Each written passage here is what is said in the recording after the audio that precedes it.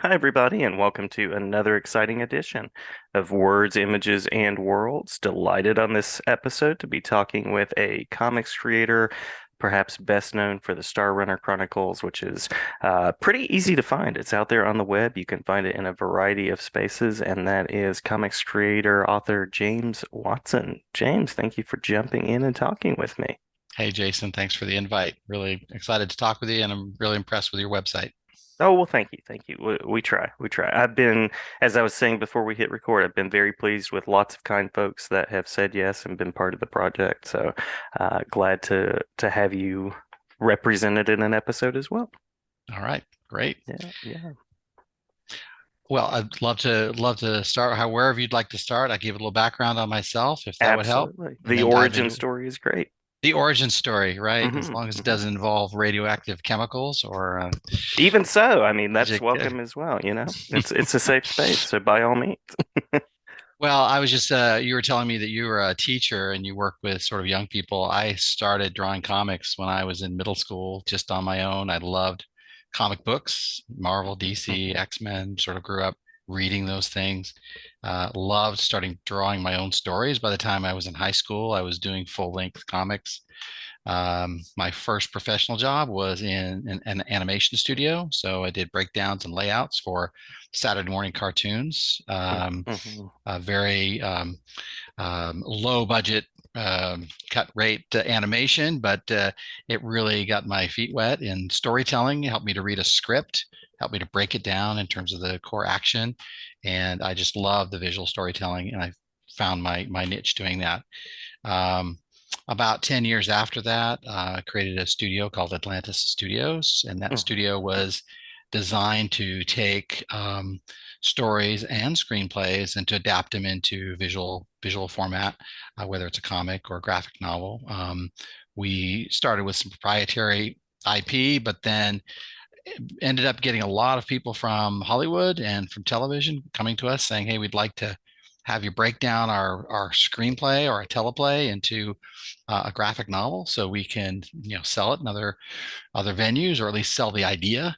hmm So I began working with studios like Electric Entertainment, Dean Devlin, and other folks like that, Oh, nice. developing graphic novels based on stories like The Librarian and some of the other things that he was developing at the time.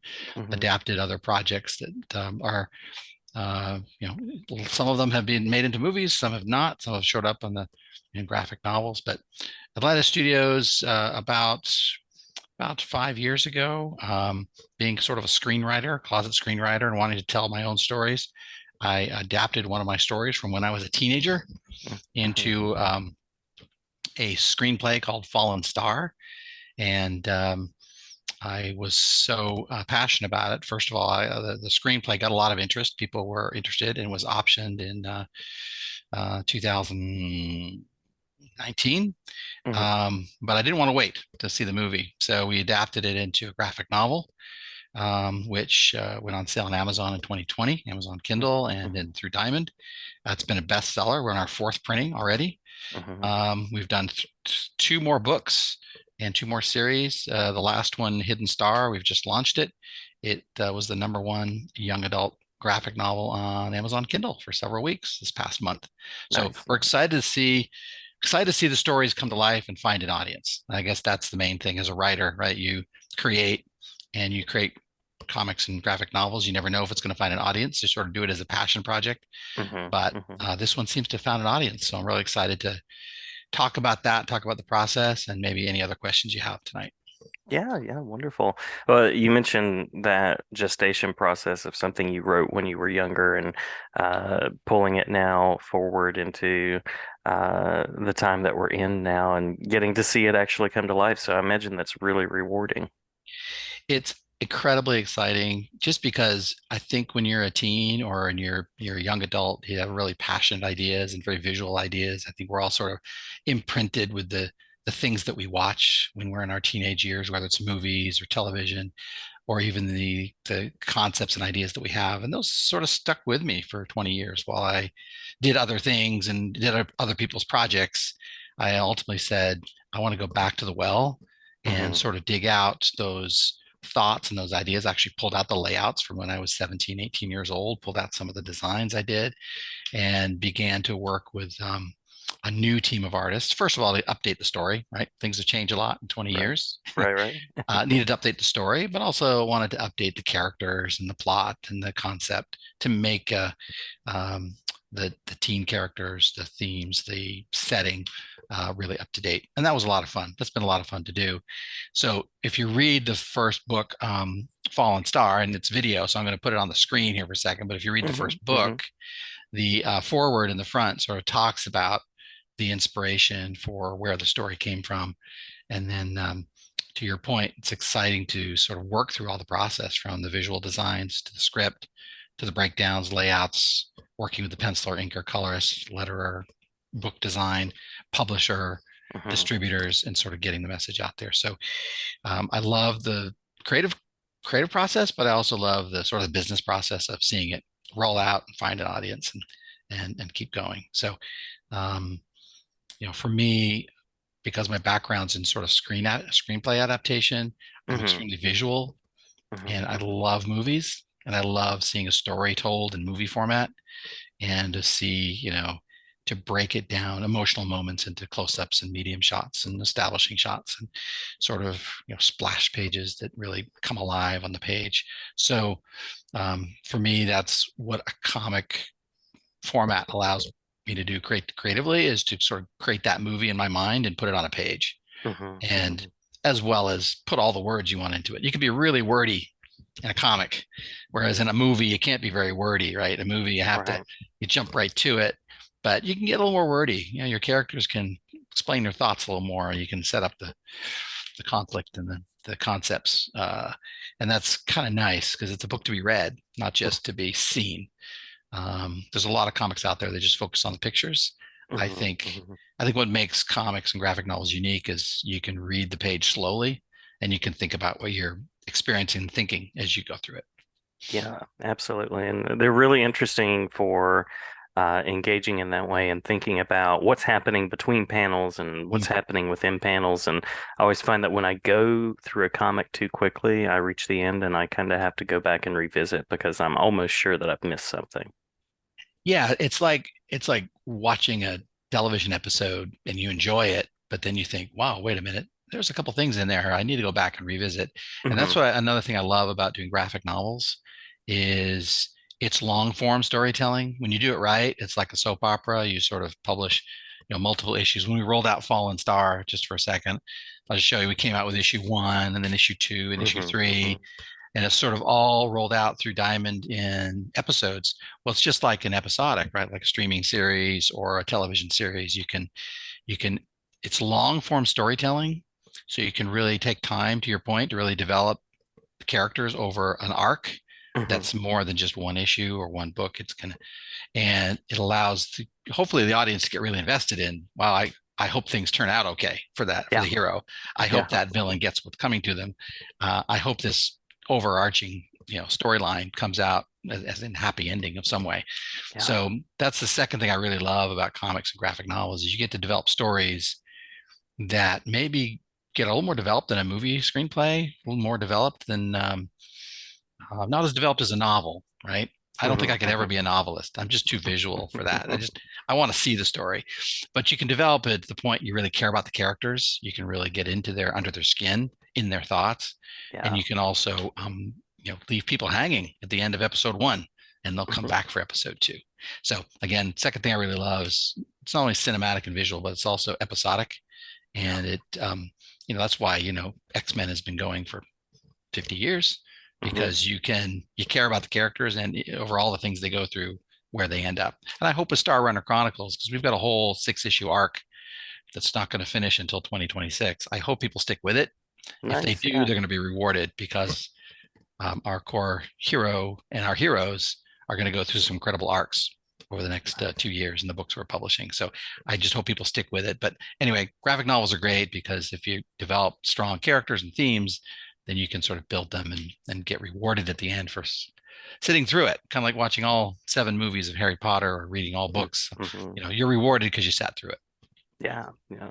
And it's very much a science fiction oriented story, of course, and a story that I think we mentioned either before or right after we started recording, uh, ideal for young adults, adult audience. So I'm curious about the draw to science fiction and to kind of writing in that space. Yeah, no, great question. So I grew up being a fan of grounded sci-fi. I sort of read Bradbury, Asimov, Arthur C. Mm-hmm, Clarke, hmm even C.S. Lewis out of the Silent Planet, some of these books that I'm not sure kids today are reading these books, but they just, you know, the Martian Chronicles was one that just caught my attention as a 16-year-old. Just the concepts and ideas that were in these sort of grounded books, even short stories that sort of develop science fiction themes. So I guess I'm sort of going back again to the well on terms of what I'm still passionate about, sort of the real science of hmm science hmm fiction. Yeah, I'm probably more of a Star Trek fan than a Star Wars fan, for example, right? So hmm Star Runner Chronicles is a little more, it's upbeat, it is hopeful about the future, it's hopeful about science and technology, it's sort of hopeful about space exploration that ultimately we'll find our way in the universe, hmm that we'll hmm find out who we're supposed to be once we start exploring. And so that's, similar to themes you see in Rendezvous to Rama or 2001: A Space Odyssey. I mean, it's sort of like there's a place where we're going to as humanity, and it's beyond our planet at some point. We have hmm to, hmm hmm and to that point, I'm more a Star Trek focus. I think Gene Roddenberry got it right that we will eventually work out some issues, not all issues, but work out some of the issues that hold us back, and hmm we'll have a much more hopeful future. So Star Runner Chronicles is that story of one girl who finds out who she really is. And once she understands her origins, the door to a much bigger world, much bigger galaxy is opened up to her. And she discovers it one episode at a time. She doesn't know it all hmm at the beginning. In fact, by the end of the third issue, she still doesn't know it all, but she's exposed to it one episode at a time. So that's the second thing I really enjoy is sort of heroic teen characters. So Star Runner Chronicles is a young adult book, but it's hmm also good for adults. But the hmm characters are teen characters because that age is an age where I think you're trying to figure out who you are. And I think you are facing adversity and challenges and different kinds of friends. And um, you're also sort of going through identity crisis and having romances and all these things that go on when you're a teen. And through that, you learn out who you really are, and we become adults eventually, right, Jason? Maybe we're not really adults hmm yet, hmm but but Working on it, working on working on it. it. So Star Runner Chronicles, people ask me why are your characters sort of teen characters? I mean, there are adults that are important to the story, but the key heroes are teens because I love telling the story of heroes who don't really know who they are Yeah, but are going through yeah. that process through their challenges to become who they eventually will become. And for that, I hope it's a hopeful story for folks, who are maybe 14-year-old, 15-year-old still trying to figure it out. For Aurora sure. is still trying to figure it out too. Her friends are still trying to figure it out. But it's a hopeful message that, what, we'll find our destiny. We'll get there. If you go to the website, that's one of our key taglines. Find your destiny. And, through understanding who we really are, that's how we figure it out. The other thing I really love about the Star Runner Chronicles, Jason, not to keep talking, but You are um, good. You are I fine. love I love exploring through the series things that I'm really interested in. Like I love astronomy, I love astrophysics, I love the kinds of things we're finding as we point the James Webb Telescope towards exoplanets and other star systems, and looking back in the history of the universe. We're learning so much, and I love to put that in each episode of the of the comic. I'm just going to point it out, just maybe turning this into an advertisement. But By all means. at the end of every book, we have a little science briefing. Like this one's on interstellar travel and the challenges of real life interstellar travel. I try to put real science in every episode. So just as Aurora is learning real science as she develops who she is, we also sort of learn about it as the reader, and you can hmm explore topics that maybe like this new series, Hidden Star, is about the formation planetary formation and how planets form around distant stars. We're starting to see how it's being done through telescopes and radio astronomy. We can start to see maybe how our planet was formed Hmm. millions of years Hmm. ago, and we're seeing it happening out in the universe. So um, you sort of asked me why I'm telling this kind of story. It's because I think there's so many things to explore. We are Yeah. just at the cusp of knowing the amazing universe that's out there, and to imagine being humanity out in that universe, sort of discovering it. Someday we'll get there, but right now we can do it through science fiction, and we can do it through our characters, and at least one character who can travel faster than light, which is kind of what we'd have to do to get there. But so anyway, those are sort of the inspirations. I love the young adult audience. I love the characters because there's so much to explore. Hmm. I think Hmm. the science we're learning about is worth exploring in stories, and it's endless.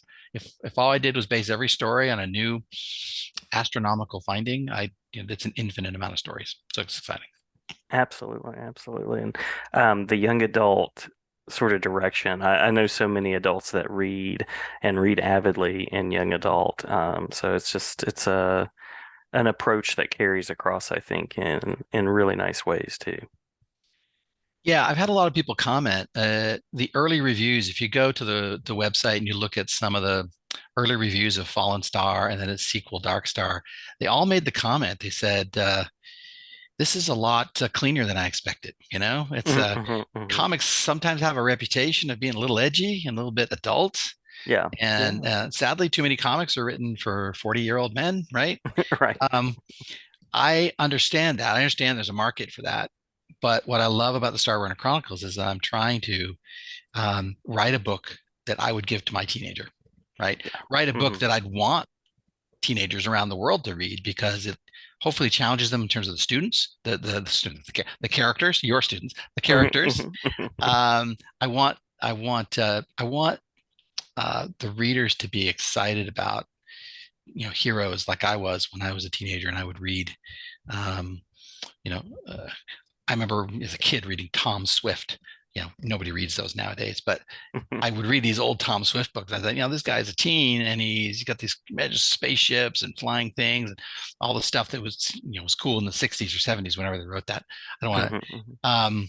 We need heroes like that who are sort of kind of learning about science in a new way. And so Aurora and her friends are sort of that kind of character. She's learning about all these things through osmosis and through her adventures and through the conflicts and the enemies that come after her and all the things that go on in the story. She learns little by little about the universe, kind of like we do when we open up a book and when we uh, go to one of a class at school or college. Hmm. Hmm. Um, so I guess that's the challenge: is never stop learning, and hopefully, Star Runner Chronicles will engage a middle schooler or a high schooler or a college student to maybe learn a little bit more about astrophysics, or maybe get a little more excited, like I did when I watched Star Trek, Hmm. as a young kid, watching in syndication or whenever it was on, and the original, and then Star Trek Next Generation just took it even further. It's like pure science built into a story, and it inspired me, and still inspires me because I still love those series. Um, Star Runner Chronicles, I hope, is that it's a little bit of adventure, a lot of fun, but maybe a Hmm. little bit of inspiration too. That we can. There's still a lot to explore. So, Yeah, yeah. Well, and a great creative team as well. I'm gonna shout out Netho Diaz has worked on it, and yep, uh, Netho is doing a lot of work for Marvel right now, I yeah. believe, with Daredevil and different characters. So curious about the other shout outs to the creative team that you would want to give. I'm glad you said that because that was in my notes here. We have an amazing team, and well, you mentioned Netho as a cover artist. We also had Nahil Grego, who did the early covers. He is working for Marvel right now. Claudia Inocello, who did all the graphic novel covers, including the original Fallen Star. She's done a lot of work for DC and other companies. Hmm. We have some amazing cover artists. I think they're fantastic. They bring a lot of attention to the book. But I would say the heroes for me of this series are Leo Cordero, Carlos Eduardo, Mohan Sivakami, who do the interiors. Hmm. Hmm. If you look at the interiors of the book, you know Leo is an incredible draftsman, incredible storyteller. incredible with detail and characters. He just brings out the settings as if we're seeing it in a movie. And I love Leo's work. Carlos is a great draftsman. He's incredibly technical, incredibly challenging. In turn, incredibly challenging pages he has to ink. Hmm. Mohan, the colorist, is great. And of course, we have Wilson Ramos Jr., who does the lettering for each book. And of course, he's well known in the industry. I love Hmm. working with him. It's an incredible team. We showcase them on the website. I want everybody to know their work.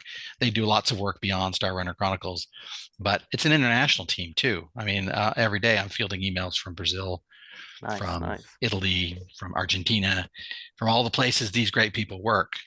Yeah. And somehow we get a common vision.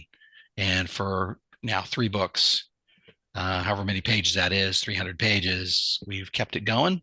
And we got Yeah. another 300 pages to go. So Love it. I'm really excited to work with them. They all deserve to be followed on Instagram, and I hope they become rich and famous for their work. They should, because they're really great. So incredible creative team, and I love seeing what they do. I love seeing what they do as they send the pages, and I'm like blown away. So this is great. This is Yeah. this is the story I always wanted to tell. And I was in animation. I was a penciler. I was a layout artist, um, but I couldn't touch the kind of work all these people do. So it's fantastic. It is really well done. Really well done. Yeah. Um, that curious and interested to see the next 300 pages, and Yeah. also curious about where folks can go. You mentioned there's a website, social media spaces, and things like that. Yeah, thanks. Yeah, so please, I invite everybody, first of all, check out the website, starrunnercomics.com. Mhm. That's a great place to get a sense of both the comics and the graphic novels. We have collections.